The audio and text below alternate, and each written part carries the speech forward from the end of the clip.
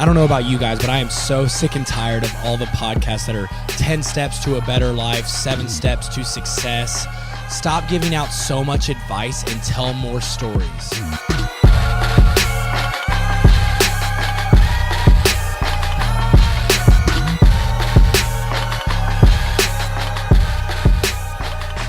Hey, what's going on, guys? It's the Empowered People Podcast, where each and every week we're going to tell, share, and listen to stories that are meant to motivate us to action, to motivate us to movement. We believe that so much education, success, opportunity only comes when we're willing to get up and move. What's up, guys? This is Matt P. Super excited to be here today. We are going to get into the empowered stories. The main reason I'm so excited about it is because we talked a lot about Josh. Every week, there's a lot of Josh, and as awesome as Josh is, I'm just super excited to talk about stuff that I've actually had my hands in and, things like that. And also, I'm sure a lot of our guys are excited as well. Be sure to like, share, comment on our podcast page, on iTunes, Spotify, wherever you can, just let us know that we're doing a good job, or maybe there's something we could do better. That's also okay with us as well.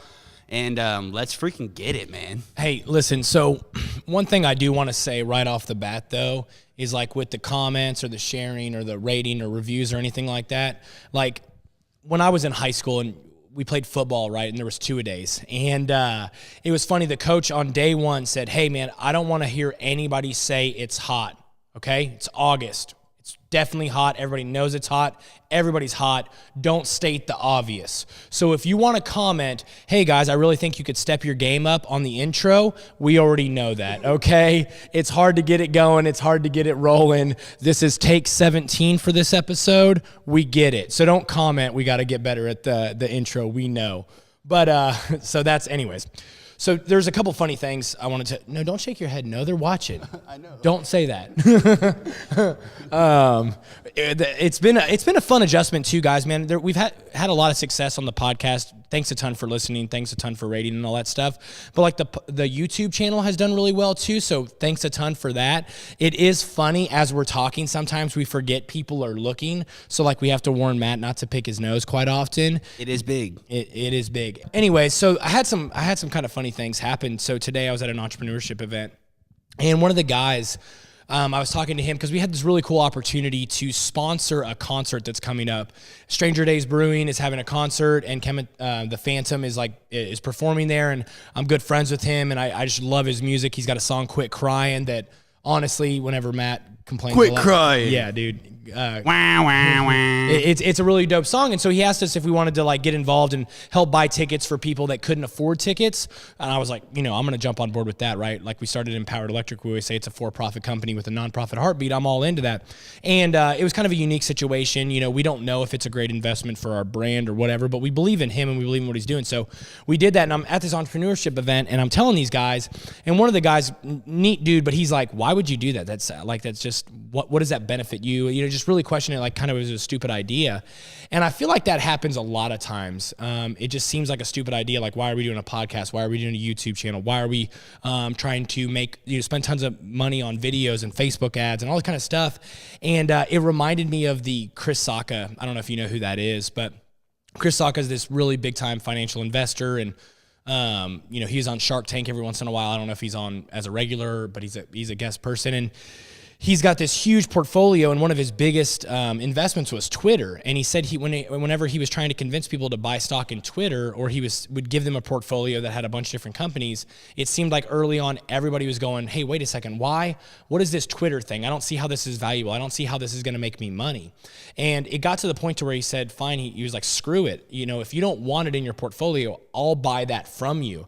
And so he's one of the largest investors in Twitter because he kept buying the stock that people didn't want. And he was kind of just like, if you don't see how this is valuable, I don't understand how I'm going to. And like, I just feel like that, like talking about the amazing people, places, and positive things that I get to experience, that we get to experience as we're running a for-profit company with a nonprofit heartbeat throughout Kansas City, the ways that we're making it brighter, not only with electrical installation, but in the lives of people, I think is awesome.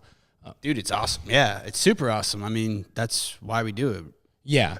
Simple. So like I'm telling that people, but one really interesting way is if you guys haven't listened to the Valentine's Day episode, where my wife says this key thing. She started a blog, ohhey.life, and she's recording, just a lot of stuff about motherhood and wifehood. Is that a thing? What's wifehood called?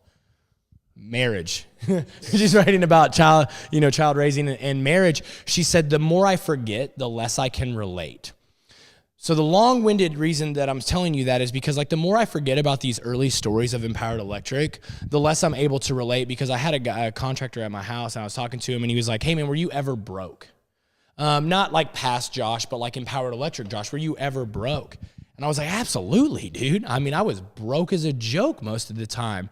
The big difference that I said to him, though, was I was broke voluntarily. So we were on a super tight budget. We were never broke in the sense that we couldn't pay our bills, because like I just wasn't going to let that happen. I mean, I'm not trying to say I'm the best worker in the world. I'm not trying to say that if you are a great worker, you haven't found yourself in tough times, but like I just was not going to let that happen. One of the greatest fears I have is, if you've listened to my personal stories, is about getting evicted. And I just don't ever want to see my kids get evicted. And that's kind of just motivated me. So sharing these stories also is a way to, I don't forget and I'm able to relate to the young entrepreneur or the young electrician, because one of our employees, on Facebook shared our podcast, and he said, and the caption was something like where he said, it's hard for me to take advice from a business owner, because I think, have you ever had to decide between like buying new tools or paying for rent? And he's like, after listening to this podcast, I know like my boss has. And it's cool to let them know like, man, dude, I know what it's like to suck. And like, I'm not saying he sucks, but I'm saying I know what it's like for the come up. I know what it's like to like feel like you're all thumbs and you don't know what you're doing. And that doesn't stop at business. And so like, as we're talking about Empowered Electric, these are going to get really muddled. They're not going to be chronological, because it's hard for me. You know how scattered I am and how many phone calls I get and stuff. I mean, my days are pretty freaking hectic. No, yeah, I wouldn't worry about the order of the stories. I think just getting them out there and getting them out to everybody, as it pertains to you and as you think like people need it. That's what it's about. I mean, yeah. And so one of the very first jobs we did, I say one of the first jobs because I don't know exactly where it ranks in hierarchy, was this project we did with this guy named Dave Strafe. Dave Strafe with Oakwood Contracting, amazing dude. But way back in the day, I didn't know him from a hole in the ground. I didn't know him at all. Yeah. And one day I get a call from a guy, and because I want you to realize like this, like nothing would just happened easily. Like, I mean, I was hustling. Like my wife said in the Valentine's episode, like day one of starting the business, she wakes up at 6:30, I'm gone. I don't even know what I'm doing. Actually, I do know what I'm doing. We'll tell that story later. But so I get a call from this guy, Dave Strafe, and he's like, hey, man, I'm doing this project in Parkville. I heard you're a great electrician trying to do a great thing.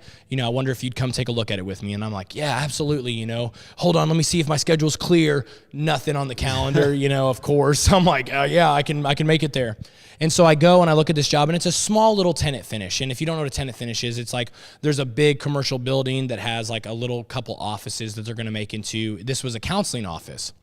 It was like 5 offices and a little reception area, really small. And I look at it. Sorry, I just laughing because I remembered a story at this thing that I'll get to. But so I look at it.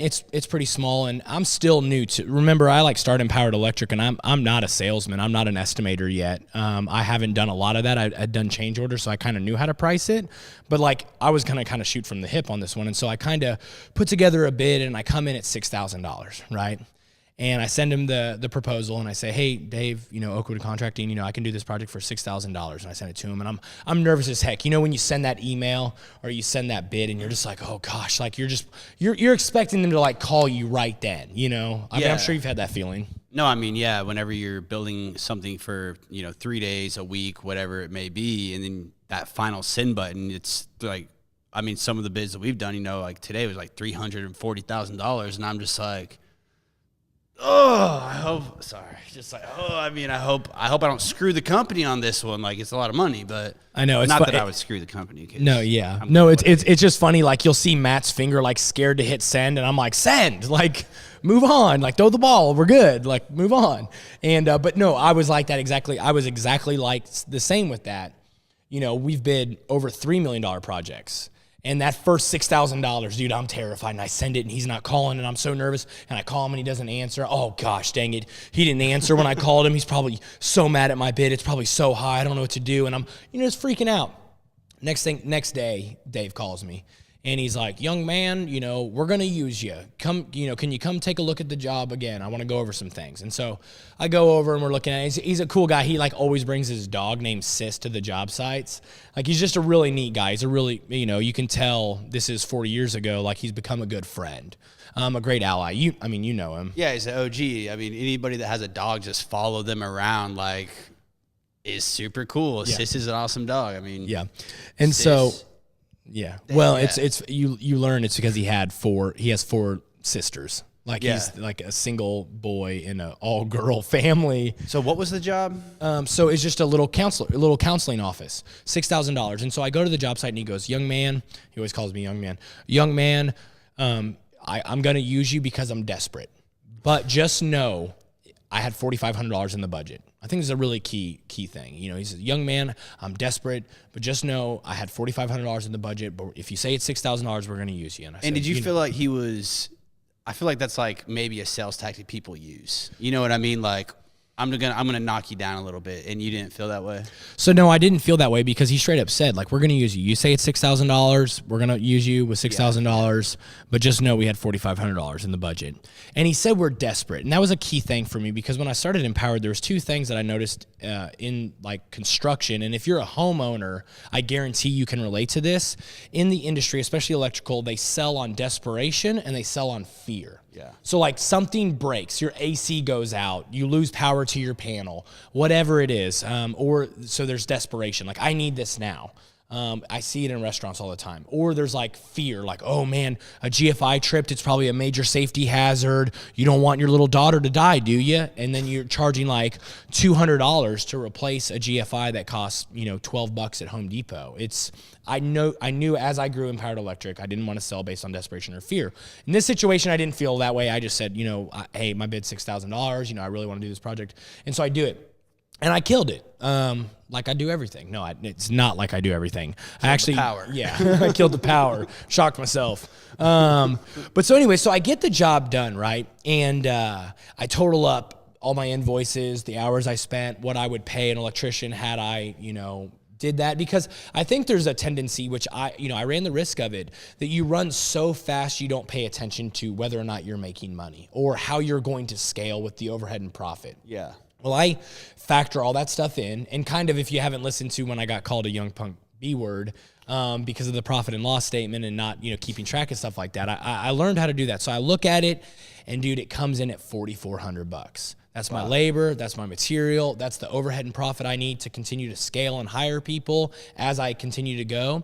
And I'm like, son of a gun, because I know I'm taking it from this guy. I'm not taking it. It's not, a bid the customer expected to pay it. It 100% is, I'm literally going to take $1,600 from this guy. I'm sure you built some type of relationship with him while you were like working through this project too. Yeah. I mean, he liked me. He's a nice guy. He was always there. Yeah. And so, but yeah, I say that, but actually not.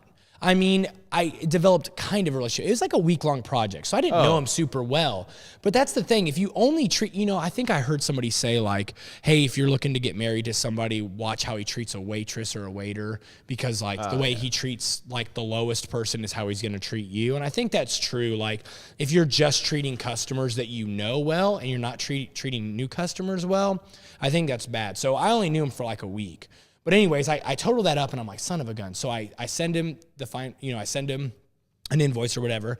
And, I don't even think it was an invoice. I think it was just an email. I sent him an email and I'm like, hey Dave, I came in at, $4,400. I know you said, you only had 45. So why don't you just cut down my bid, $1,600, and let's call it good. Keep that money and think about me on the next one. Yeah. Well, this time, calls literally, the first bid I send him, he doesn't call. I send him that email and it's like within 2 minutes he calls me and he's like, young man, if this is the way you're going to operate your business, I'll never call anyone else. Yeah. So what was your like grand scheme of like that entire thing? You know what I mean? Because you could have made quick money. So why didn't I take the quick money, man? I think you can always make quick money. Yeah. You know what I mean? And I think, I think loyalty goes both ways. So everybody that runs a business or everybody that's an employee, everybody that like wants someone to be loyal to them has to realize that you have to be loyal to them too. Yeah, absolutely. And I think like me going, hey dude, I know that you'd be willing to pay me this extra money, but I don't want it. Call me on the next one. Dude, how many people spend money on lead generation or advertising and marketing and stuff like that, where it'd be so easy to just, you pass that savings back to the customer. And dude, he hasn't only called us, right? Because you can't do that. There's been times where either we were too busy or he got a smoking hot deal on somebody. He's used other people, but in the last 4 years, we've guaranteed done over $1 million with him.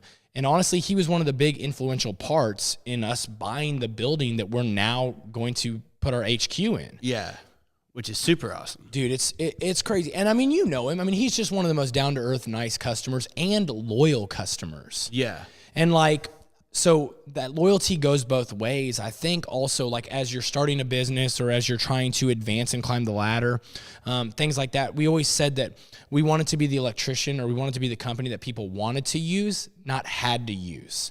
And I think like, are you getting that promotion because you're just next in line or because your performance has been such that they want to promote you? Or it's, oh, well, every year we got to give you, X amount of dollar raise, but like it's something that they want to do. And I know Dave with Oakwood Contracting, I have maybe not the biggest customer ever, but one of the loyalest customers ever. And it all started with a small project. You know what I mean? Like, think about how many jobs we bid where it's like we spend as much time on like a $3,000 little house remodel as a $200,000 commercial space. You know what I mean? Like, yeah. And I mean, does it ever seem crazy to you like that we take swings at those small projects? No, I mean, honestly, you tell me to do it and I do it. That's how it kind of goes. I mean, I just never question. And I think it was like with that project in particular that I realized that like a small project can lead to a big customer. Yeah. You know what I mean? I mean, going back on the loyalty thing, I think it's the scariest thing about loyalty is you can throw it out there and it might not come back. You know what I mean? Lead generation, I think there's like statistics that prove that, but like there's no like statistical value in loyalty. You kind of just got to like throw it out there, get burnt, like, and be okay with it. And like, luckily for you, I feel like you know how to identify those people that aren't going to burn you. Yeah. And so real quick, just even stopping and saying like, I know that I just said that and it's like, oh wow, once again, Josh is the hero of the story. I'm freaking the hell out while I'm doing this. Okay. So it's not like I'm calm and collected. Like I'm looking at that and I'm like, man, I could make $1,600 extra. I could not, like looking back, it all works out. But like I was pretty freaked out. And it's funny. The reason I want to say this is as an entrepreneur, I think a lot of times I have to be strong. And I would say that I'm strong like 70% of the time. Yeah. I stick to my core values. I know where I'm going. I don't need external help or motivation or anything like that. 70% of the time, I am a freaking rock. Aragorn on Lord of the Rings. Like that's me 70% of the time. It's pretty impressive. 30% of the time though, I freak the heck out. I don't know what I'm doing. I'm crying in a corner. It's okay. scary. Yeah. I mean, I try not to, somebody told me one time, don't let them see you sweat. So I try not to freak out in front of people or like have that inner struggle. But the reason I share that is it was actually another Dave Strafe job. We were doing a much bigger project and I won't go in all the detail, but for some reason the project was doubled up in the datacom work. So we had about $20,000 in datacom work. That was in our budget. And one day we go out there to pull all the low voltage cable and it's all done. Like over the weekend, somebody came in, pulled all the low voltage cable. And immediately I realized that Dave had doubled up on it. He had a different telephone guy do all that work. So what do I think immediately? Dude, I just made 20 grand. Yeah. Like I have 20 grand in the budget that I'm not going to have to spend $1 on. I just made 20 grand. And I'm going to be honest, like I thought about keeping that 20 grand way longer than I thought about giving that $1,600. And what was awesome was Tyler Callis, our senior project manager, goes, hey dude, I'm going to call Dave, let him know we doubled up on the low voltage, that, he can expect a credit of 20 grand. and reduce our contract price. And those are the people you want working for you. I know. And that was one of the 30% of the time where I was weak, and I needed someone to step up and remind me, we're not selling on desperation and fear. We're going to care more about people and less about profit. And like, I would say like I understand I was weak, but like learning to build a company where you make those kinds of decisions when it's $1,600 enables you to not be a greedy son of a gun when it's $20,000. Because you've grown it and people have seen you make those $1,600 decisions. You know what I mean? Yeah. And like, there was just a really cool part. And once again, like we call him, hey Dave, this, that, and the other. And he's like, young man, once again, that's why I use you guys. And I just am so proud of you. He's like a father figure almost. I mean, he just talks so nice to me and stuff. Yeah. I'm just like, feel good. Anytime he comes around, it's just, like I said, he's an OG. Like he just like kind of strolls in it and strolls out, like struts his stuff. And that's it. I mean, so anyways, guys, yeah, I mean, that's the moral of the story is like loyalty goes both ways. Yeah. Small projects can be big customers. And like, if you start making those decisions to care more about people and less about profit whenever it's $1,600, you're setting yourself up for success whenever it's $20,000. Yeah. So anyways, guys, hope you have a great week. Look forward to talking to you guys again. Bye-bye.